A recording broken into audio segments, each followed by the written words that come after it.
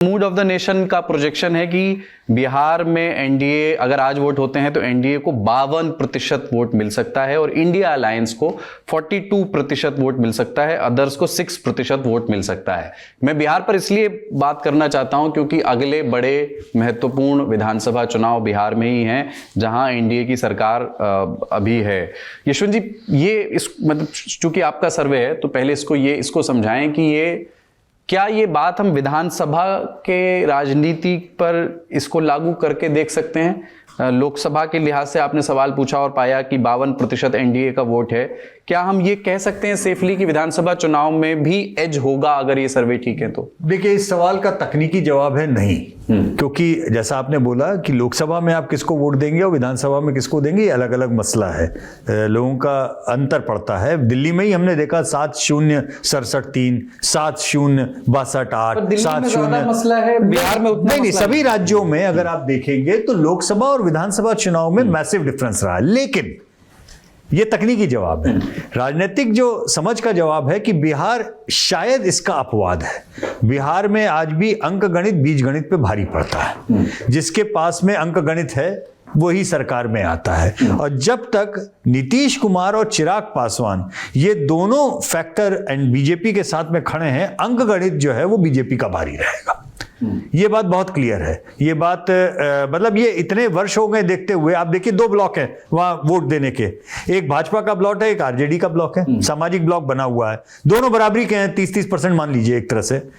और फिर 10% के आसपास बीच में नीतीश कुमार खड़े हैं। वो जिस तरफ पेंडुलम की तरह चले जाते हैं ब्लॉक उस तरफ चला जाता है, वो इधर आते हैं इधर आ जाता है। तो नीतीश कुमार के रहते और चिराग पासवान, ये बात कहनी जरूरी है क्योंकि चिराग पासवान, मुझे याद है पिछले कार्यक्रम में भी मैंने यहां बोला था और मैं इसको दोबारा करूंगा कि शायद वो हिमंता बिस्व शर्मा, दूसरे Himanta Biswa Sarma at some point of time साबित होंगे। उनके अंदर पोटेंशियल बहुत है क्योंकि भाजपा के पास में अभी भी लोकप्रिय दलित नेता का चेहरा नहीं है।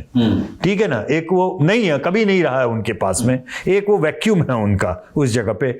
आदिवासी नेताओं पे उनके पास में बड़े सारे नेता रहे हैं संभव, लेकिन दलित नेतृत्व के नाम पर उनके पास में कमी रही है। और दूसरी चीज कि उनका एक अपना डेडिकेटेड 6 से 8% का वोटिंग ब्लॉक है और जब तक नीतीश कुमार रिटायर नहीं होना चाहेंगे उनको कोई जबरदस्ती रिटायर नहीं करा पाएगा। सीधी सी बात है। वो जिस दिन चाहेंगे कि मैं अब रिटायर होना चाहता हूं, वो अपना निर्णय खुद लेंगे। इनको कोई सिलेक्शन कमेटी, बीसीसीआई कोई टीम से बाहर नहीं कर सकता। जब तक वो चाहेंगे तब तक वो खेलेंगे। ठीक है, यही रजत मेरा सवाल आपसे यही है कि भारतीय जनता पार्टी अभी भी उसका एक सपना था कि भाई दिल्ली, जब से नरेंद्र मोदी की अगुवाई वाली भाजपा है तब से दिल्ली नहीं जीत सके हैं। एक सपना और है कि बिहार में अपना मुख्यमंत्री नहीं बना सके हैं। अब इस मौजूदा राजनीतिक सिनेरियो अगर केंद्र का नंबर्स आप देखें तो बड़ा ही दिलचस्प वो बना देता है। मान लीजिए भारतीय एनडीए गठबंधन जो है विधानसभा चुनाव जीतता है, क्या भारतीय जनता पार्टी अगर पहले नंबर की पार्टी भी बन जाती है, क्या भारतीय जनता पार्टी अपना मुख्यमंत्री पुश करेगी या नहीं करेगी? क्योंकि केंद्र की जो सरकार है उसमें जदयू उनका सबसे महत्वपूर्ण सहयोगी है।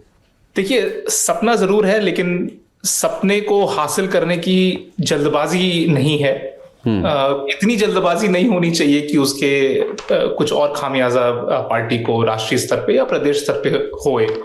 तो मुझे लगता है पार्टी इसका जो डेलिकेट नेचर है इसको समझती है और ऐसा कोई हड़बड़ी में मुझे पार्टी नहीं दिखती है। उनको ये लगता है कि हर हालत में तेजस्वी यादव एक बड़ा नेतृत्व बन के ना उभरे, इसको इंश्योर करना है। और अगर उसके लिए पार्टी और जो एनडीए की जो सरकार है अगर जिस ढर्रे पे चल रही है उसी में अगर कुछ कोर्स करेक्शन होता रहे और लगभग उसी लीडरशिप के और स्ट्रैटेजी के लेवल पे चले तो शायद पहले पार पाए, पहले सरकार बने, उसके बाद में एक्सपेरिमेंट हो, जो भी होना है।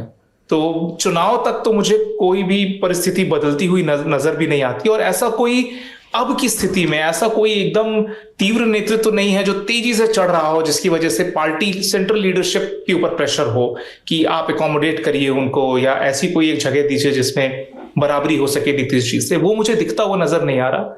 तो जब तक कि अगर कोई एक ऐसा फेस, बड़ा एग्रेसिव फेस नहीं होगा बीजेपी के पास, तो बीजेपी की भी सेंट्रल लीडरशिप सोचेगी कि अगर इतना बड़ा पॉलिटिकल अपहीवल करते हैं तो उसका फायदा क्या है, नफा नुकसान क्या है। उस कैलकुलस में मुझे हमेशा लगता है कि बिहार संभव होगा, लेकिन शायद इस चुनाव में नहीं। एक चीज और जो निकल के आती है कि ये जो बाइपोलर नेचर है बिहार के चुनाव का, जी, वो बाइपोलर ही रहेगा। कुछ लोग प्रयास कर रहे हैं कि इसको ट्रायंगुलर बनाया जा सके, लेकिन वो सारे एक्सपेरिमेंट मुझे लगता है कि नेसेंट ही रहेंगे, अपनी नेसेंसी पे ही खत्म हो जाएंगे। बहुत बड़ा एक्सपेरिमेंट वहां पर तीसरे पक्ष पे जो जात पात के ऊपर उठ के एक पक्ष बनाने की बात हो, मुझे लगता नहीं है कि वो सफल होगा, एटलीस्ट इस आने वाले चुनाव में। बाइपोलर नहीं है बिहार। बिहार में 3 नेता होते हैं, लालू प्रसाद, नीतीश कुमार, ये 2 और भाजपा। 3 पार्टियां एक तरह से, जेडीयू, आरजेडी और बीजेपी।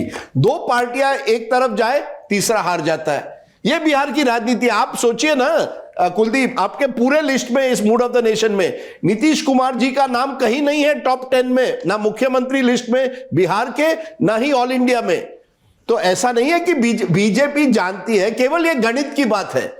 कोई ग्रेट लगाव नहीं है बीजेपी को नीतीश कुमार के साथ। नीतीश कुमार को आपकी एक जरूरत है, he is a necessity for you, इसलिए आप उनको प्रोजेक्ट करें। मैं इसीलिए जोड़ रहा हूं। आप महाराष्ट्र सोचिए, एकनाथ शिंदे को आपने क्यों रखा वहां?